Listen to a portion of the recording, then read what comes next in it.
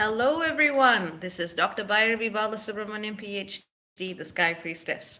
So, today we are going to be talking about a very, very, very important asteroid in our understanding of astrology and 2020 as a whole. Frankly, I'm surprised that I haven't seen more mention of it because of how important it is. But when you think about it, it's not that surprising. Thereus is the star of the show today, and Thereus is the hunter-stalker predator. You would have seen Thereus appear in my writings here and there over the past few years, those of you are familiar with them, as a very nasty fellow. Now, I found out about this asteroid maybe 4 years ago, and I'm going to do a little bit of storytelling in this video because I need to ease you into the idea of what it is. Thereus is very much the hunter-stalker in mythology. What it does is it sits and stalks bears. It just looks at bears. And then when it wants the bear, it jumps. It jumps into the cave, it pounces, hits it on the head, drags it out, kicking and screaming. So I usually just call it the bastard or the asshole asteroid, because often, in fact, almost all of the time, when I see clients who have, very long-standing patterns of fear, violence, abuse, trauma, and they can't find it in other places of their chart, I take one look at Thereus and I go, bam, that's conjunct your sun, or something like that. And sometimes clients who are carrying a lot of these abusive, predatory like energies in them just end up whacking me psychically, and they have no idea what's going on because they've never acknowledged in the first place. Thereus is hard to acknowledge because Thereus is so hidden. It's all about covert predation. It's all about parasitism. I mean, I was doing some research on how other astrologers have seen Thereus, and to me, they look like very politely written descriptors of the positive traits of psychopaths. Able to separate your public and personal life. Well, that would be a useful trick for a psychopath. But effectively, I've seen this too many times in too many people for it to be a fluke. I've also been following, for example, when shootings suddenly break out somewhere or a terrorist attack happens somewhere, usually Darius has something to do with it. Usually. And I've seen this happen so many times. I was asking my brother, going, should I write about this? And he goes, well, and this was a couple of years ago. It's like, maybe you don't want to. Maybe that might attract the wrong kind of attention. But remember, at the very start of this year, I spent 2 hours cussing in my laptop, and the poor thing died for a while. It's back to life now. But at the start of this year, the reason why I was cussing so badly at this year was because of Thereus. And the thing is, Thereus actually plays a key role in, or at least some role, and sometimes it's very central, sometimes it's not so central, but it's playing a role in half the full moons and half the new moons of this year. In fact, there's another really, really big thing that's also coming up with the Jupiter and Saturn conjunction during the winter solstice for those of you in the northern hemisphere, summer solstice for those of you in the southern hemisphere. That big conjunction that we are waiting for in December, Thereus has a role to play there as well. Let me just go through some of the lists because some of you will be like, why have I not heard of this before? I don't know why. Maybe astrologers didn't want to touch it with the same because they had the same, trepidation that I did, going, oh my God, how do I tell people that this is like the year of the parasite hunter-stalker? But it kind of is.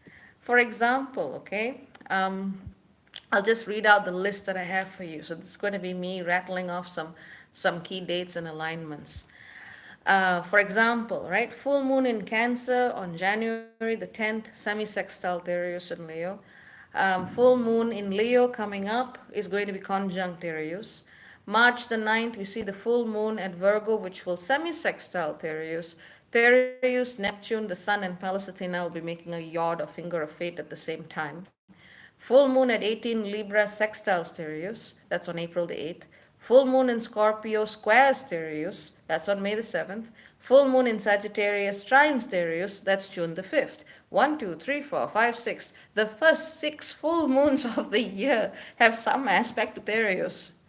And that is when I read this, when I saw this, this is really one of the biggest reasons why I did not want to do. I did not want to do the astrology of this year. I just looked at that and I was like, I can't say it. Oh no.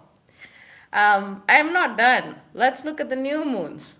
August 19th, Thereus trines the new moon in Leo. September 17th, Thereus in Leo semi-sextiles the new moon in Virgo. October the 16th, Thereus in Leo sextiles the new moon at 23 degrees Libra. That's three new moons, six full moons, three new moons. If we look at what I'm calling co-alignments, it's when Thereus doesn't have a direct angle to the moon itself, but it actually has an angle to what you call it? It has an angle to some other important body, during the time of the new or full moon. February the 23rd, during the new moon at 4 degrees Pisces, Thereus will be trining Venus. April 23rd, on the day of the new moon in Taurus, Thereus will be stationing direct and opposing Mars, sextiling Venus. On July the 21st, Thereus will be in conjunct Jupiter during the new moon in Cancer. On October the 1st, Thereus will be conjuncting Venus during the full moon in Aries. On October the 31st, Thereus will be entering Virgo for a bit during the full moon at Taurus on Halloween Day. It'll be crossing backwards and forwards across the Leo Virgo threshold till August 2021. So if you add this lot, round about half, just slightly under half of the full moon and new moons of this year either have a direct connection with Thereus or Thereus is doing something very significant at those times.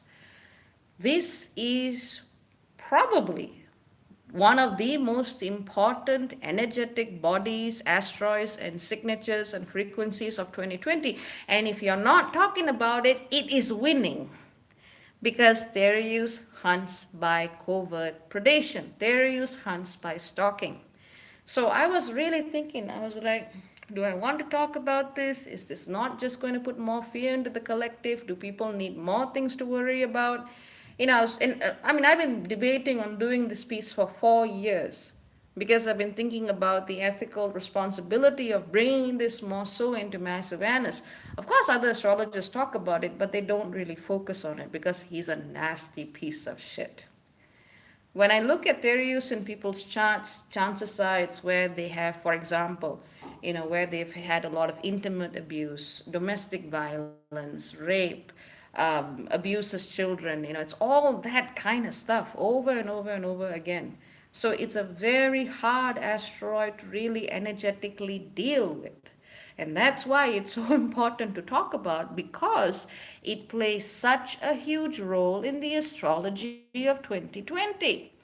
I mean, even when you're looking for that, a lot of us are looking at that conjunction of Jupiter, Saturn, and Aquarius going, yes, that's going to be the promised time. It's going to be in conjuncting Thereus at 0 degrees Virgo at the same time. During the solstice, when the sun crosses over into Capricorn, it's going to be trining Thereus. Mercury is going to be trining Thereus at the same time. So it's like in birthing what would ideally be seen as waves of the new reality, we have to pass by the bodyguard of the old reality, a very hidden, a very clever bodyguard known as the Hunter-Stalker. So what does one do with this information? And, I was like up all night yesterday thinking, how do I teach this? How do I share this information without making it yet another thing for people to fixate on and feel despair at? And, I was thinking. And I remembered this movie I saw when I was in university. It's called Enough with Jennifer Lopez in it. I watched it in German. In German, it's called Genug. And in the movie, Jennifer Lopez is shown as this very diminutive, kind of meek, small Latina woman. And she's bullied by her very powerful, influential Caucasian husband. And what happens in the movie is, of course, he starts to abuse her physically. So she kidnaps a child and she takes both of them away to a place of safety, and she learns martial arts and she realizes that she has to fight him. Otherwise, he will never leave them alone because he sees that the husband is also capable of enacting and inflicting violence on the child. So she dies psychologically. She comes back. She rebirths herself. She learns martial arts. She lures him on the pretext of wanting to talk. And he sees her and he tries to beat her up, and she defends herself. And she's very, very clever. She uses the fact that he believes she's a victim that's worthless and can't stand up for herself, and she lures him on that pretext, and she kills him. And of course, it looks like self-defense, and she's safe. And so is a child. Unless you are in that kind of an extreme situation, naturally, that's not something I would recommend you to do. But some people are. We live in a very, very fucked up world. I get so many personal comments and posts and messages about people who are in heartbreaking situations. I do what I can, but I ain't the Messiah. But at the very least, I take the time to look and read, and if there is something small I can help out with without giving away my energy too much, if I just can suggest something, I do. But there are lots of people in situations like this, and this was the example, the story that just stuck in my mind for so many years. It must have been 13, 14 years ago, maybe. And it just came to me last night. And so I looked up the date that that movie was released. And it was at a time where Thereus was conjunct Heracles, the great hero, and both of it was squaring the North Node and South Node, and Pluto and Hades were on the North Node and South Node as well. So it's very much about how the hero manages to overcome or triumph over the predator, which I thought was some happy story, some happy message that I could give. But again, I'm not suggesting you go and beat random people up. But at the same time, it just showed me that this is the kind of energy that is not going to go away by wishing love and light. When someone's trying to harm you or your child, you're not going to go, I'm sending you Reiki now. Your energy is changing. No, you get out of the situation. And this kind of very practical approach to the things that make us feel afraid, to the things that intimidate us, to the things that are trying to prey on us by diminishing our faith in ourselves. These are the things that we really need to look at in the eye this year. And again, that doesn't mean that you should go into a dangerous situation. Let me give you a couple of examples, because, bringing it back home to a practical experience is probably the best way I can teach about this. So Thereus, all the way up until Halloween, and it's a real drama queen, this asteroid.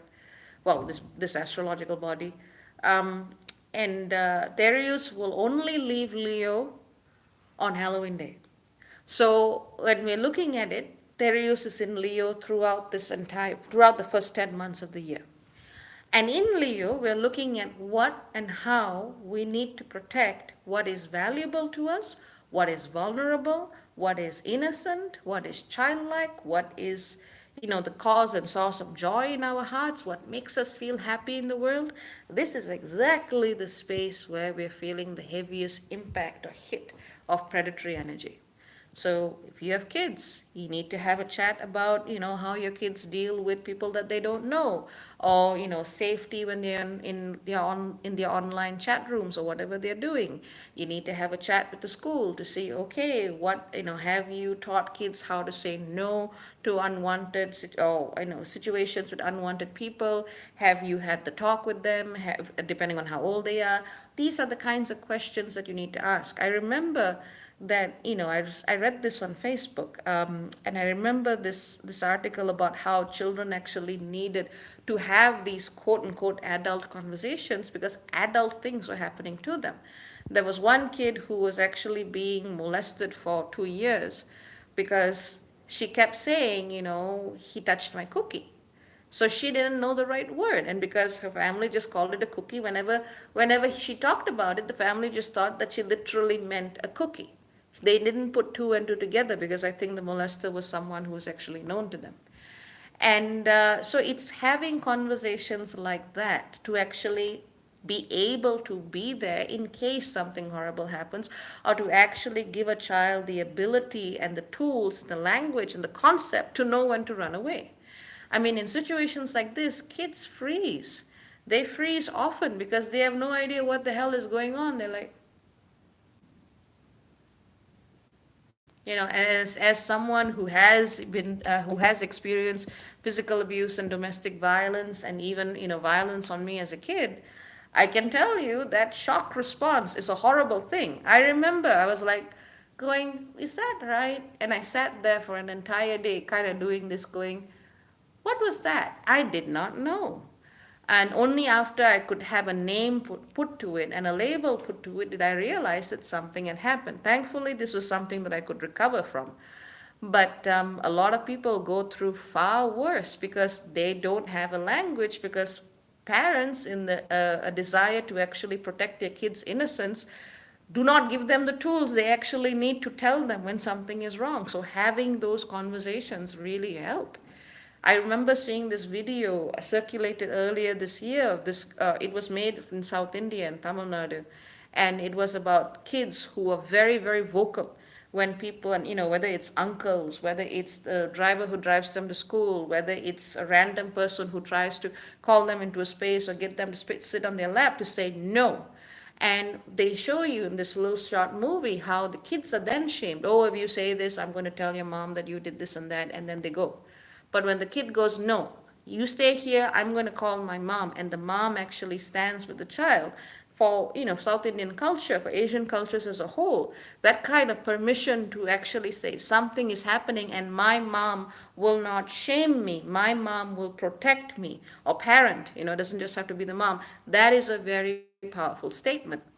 So rather than being skittish about it, have the talk with your kids that there's a lot of weird stuff going on in the world, and you have to be an open and safe space for your kids to talk about what's actually happening. And the target isn't just going to be kids, it's also going to be anyone who is seen as vulnerable. Of course, there's going to be a lot of energy surrounding the attempt to legislate women's bodies. um, you know there's a whole politics around that. But there's one thing to have a political debate on something, and then there is another thing to actually try and assault a person who is seeking their own autonomy. So, in situations like that, having greater protections, having greater safeguards would be good. I'm not saying that women are the only people on the planet who experience sexual assault. Men also get date raped and drugged and that kind of thing. But this is just the year where you want to have more safeguards. You don't want to take unnecessary risks. If you're going out, make sure your friend knows where you are, make sure you go with a group. It's like it's a different world right now. And if we don't recognize these changed realities, we are not going to be able to do what we actually need to do. For example, we're also going to be seeing a lot more targeting on people who are breaking and defying gender norms. For example, transgender individuals. These individuals also need a safe space and people to actually believe them when stuff is going on, when stuff is happening. So really, this is, the best advice that I can give you with Thereus throughout this year is to come together as a community. It is to actually listen to people, protect people, and yourself. It is to actually have people around you and you stand there with others when others need help. It's the equivalent of creating a neighborhood watch. Having a neighborhood watch doesn't mean that people have to stay in their houses with a gun going, oh my God, what's going to happen? It means that that's that much less likely for someone to try and attack your home because they know there's a bunch of people wandering around with a baseball bat. And that's exactly the kind of approach we need to take with Thereus, because the hunter-stalker is less likely to hit when someone's standing there. And and absolutely, this applies to minorities who are fighting for their rights, or minorities who are being discriminated against, or indigenous people who are fighting for their land. For example, what's happening in Canada right now is ridiculous. It's crazy. And this energy of insidious parasitism and just being willing to jump in and take what it needs, that's what's happening with the Canadian government and the indigenous people. The only thing that can stop them is more people standing there going, no, this is bullshit. So it doesn't matter if it's your kid's playground, if it's your home, if it's a night out at the bar with friends, you've got to watch each other's backs, because this is a year where too many fuck ups are possible. I mean, I've already got my text for this article up. I mean, I haven't posted it up, but I was writing this and I was like, oh my God, it's so heavy. Can I say this? Can I share this? Will I freak out people? But I figured that that would actually be doing more damage by not sharing it, which is why after 4 years, I finally decided, you know what, I'm just going to go do it. But it's there's just a lot that comes through with this asteroid and a lot of pain that also comes through. But the most important thing is you need to keep a space open to listening to those who need to be heard. I'm not saying you need to center someone else's narrative. I'm not saying you need to, give your energy away to everyone who asks for it. But this is the kind of energy where if your girlfriend or boyfriend or whoever texts you and says, "Hey, I'm in trouble, come get me," go. Chances are it's not going to be a joke. So this is the kind of year where bullshit like this is just going to be all the more likely. If you are stepping up against people who are in power, if you are stepping up against people who, who are covering up shit that they've done in the past, and you don't want to do this alone. You want to do this as a group. Otherwise, people who are also daring to stand up to Thereus and Thereus like energies may actually be targeted, and you're going to lose those very, very precious whistleblowers. Whilst hopefully humanity can find a different way to, change without it requiring another war or all out violence everywhere, stand together. That's the key message that this year, the year of the Hunter-Stalker, brings us. Stand together, have that sense of strength for yourself and with your community around you. This is really what's going to make us, move through. And do not be unwilling to listen to someone who says, "Hey, this happened to me. Hey, someone tried doing this to me. Hey, this occurred." We need to be warriors. We need to be warriors who are willing to stand up to injustice. But remember, that doesn't mean you need to knock someone's headlights out all the time. Sometimes just knowing that someone is standing there is enough to shift the energy. I remember when I was in university, for some reason, I have the karma of attracting very, very tall, lanky, good-looking Bulgarian women. When they wear, and they on top of that they wear heels, so I have to kind of look up like this. And I'm about 5'10" to begin with, and so when we were in university, when we would be just going around to friends parties or something, my friends would get hit on, and sometimes by people that they did not want to be hit on by. You could tell they felt scared. And I remember one time, and that time I was very much into martial arts, and I just stood there and I just looked at this guy, and he backed off. And then when we got back, my friend was like, "Do you not realize what you did?" I said, "No. You went into, your hands moved into defense position, and the guy took one look at you and went running." But that was, I didn't need to beat anybody up. I just needed to be there and to show that I was willing to protect my friends. And that actually pushed whatever would be stalker, groper, whatever away. You know, this is this is a very important lesson. I mean, the one time that I've really, and I'm very fortunate to say that this was one time. The one time that I had actual physical assault on my person was when Thereus was conjunct my Chiron, and so I didn't know what the hell was coming. This was way before I was into astrology or anything. And now, knowing what I know, I would not have put myself in that position of vulnerability. And I also want to be very clear that Thereus is not just about physical assault, it's not just about sexual assault, especially in Leo, it's also about the assaults that come through emotions and egotism. Really, we need to be looking at the way ego is a back door for the whole might is right narrative. I'm probably getting the wings to talk about this now because Thereus in Leo is currently opposed to Sun in Aquarius. It's going to be conjunct the full moon in Leo coming soon. So, that's why I'm talking about this now. This is why this information needs to go into the collective. And remember where you heard it first. But this is really energy that will empower as long as you are willing to take the necessary steps. Teach your children martial arts. Go and learn it yourself. I learned Wing Chun, which is actually something that was developed by a woman. It was a Chinese boxing style. And it's actually more about, being able to attack an opponent who's much larger than you. It's not about violence, it's about um, actually just having that presence of mind. And that was what I learned. But do something that engages your body and does not give in to that fear response or that response of shock and trauma. And that's something that you can really be doing for yourself and for all those around you.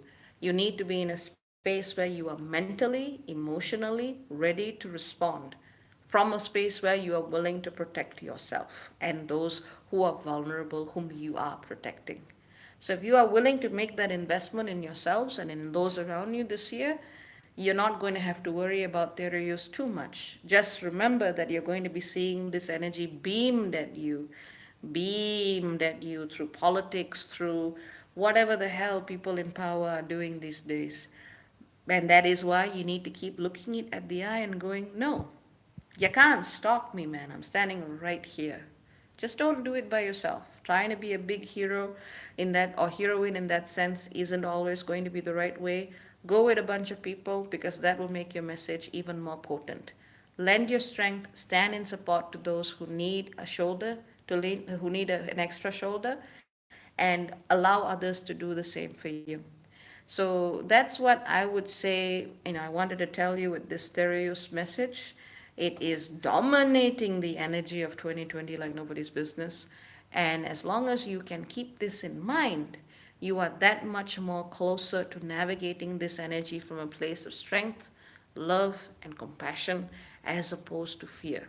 Yesterday, as I was reading all of this, I realized that given my knowledge of what Thereus is doing and whatnot, I'm just going to read out what I wrote and I shared on Facebook, and I think it just ties it all up. Look, and I put the post. I posted an image of the strength card that you see in the tarot. It's the woman with the lion next to her. I just wrote, looking at 2020 as a whole, this is the best and most condensed prescription I can offer: strength. There will be many things, people, and events that seek to elicit a fear based response of feelings of victimization and powerlessness this year. And the only thing we can afford to do in response is to acknowledge this and meet it with compassion and strength. Build your inner reserves. Work on your physical, mental, and emotional fortitude. Do not give room to those who would seek to belittle you and enslave you. This is not the same as you feeling insecure about others you see as more powerful. It is a year where we need to step up to protect the vulnerable, be it in ourselves or others, not for ego comfort, but to preserve that which is authentic, innocent, and joy embodied. We must watch out for each other as best as we can, especially if you have the privilege of not fearing for your life, autonomy, dignity, and basic safety on a daily basis. The world fears those who break social norms, and they are the ones who need the most protection right now. They and those whose energies are more easily accessed by those in power. Let's also work towards developing a more respectful relationship with nature, this biosphere, and the indigenous communities fighting for their land and way of life. Let us also create safe spaces for the expression of art, creativity, play, and childlike joy. And you cannot do that without strength and compassion in good measure. There's work to be done. And I'd say that's a wrap. So take care. Very many blessings to all of you. I hope this makes you think. Remember, fear based responses will not get you anywhere. Meet it with strength. If you don't have the strength in yourself, build it. If you need a physical way of building strength, try martial arts, try swimming, try bicycling, try low impact stuff, especially with Wing Chun, that can help you build back your own confidence. Take care. Very many blessings. Ciao, ciao for now. Bye bye.